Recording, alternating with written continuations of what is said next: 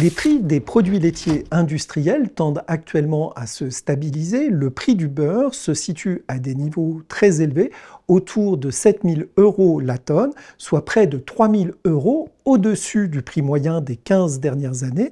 Celui de la poudre de lait écrémé oscille autour de 2 500 € la tonne, un niveau légèrement supérieur à la moyenne des 15 dernières années.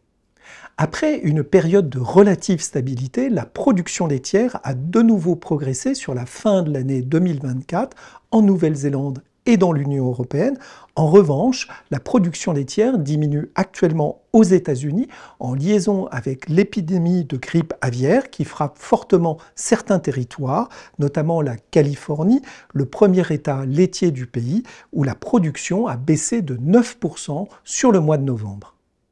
En France, après plusieurs années de baisse, la production laitière a de nouveau augmenté en 2024. Sur une base journalière, la progression est de 0,9%, mais le contexte sanitaire difficile pèse actuellement sur la collecte, qui a de nouveau baissé sur le mois de décembre et le début de l'année 2025.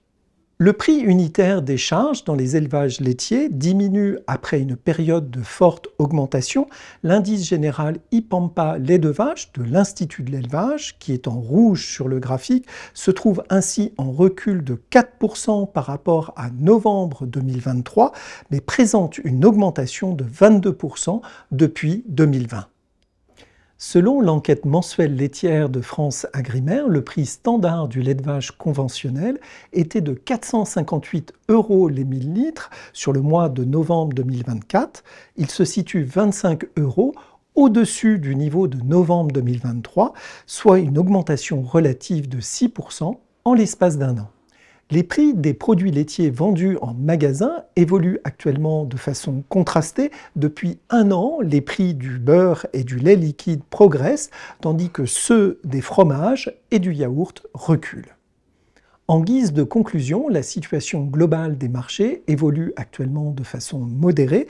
L'offre sur le marché mondial dans les mois à venir reste incertaine, compte tenu des dynamiques divergentes dans les grands bassins exportateurs.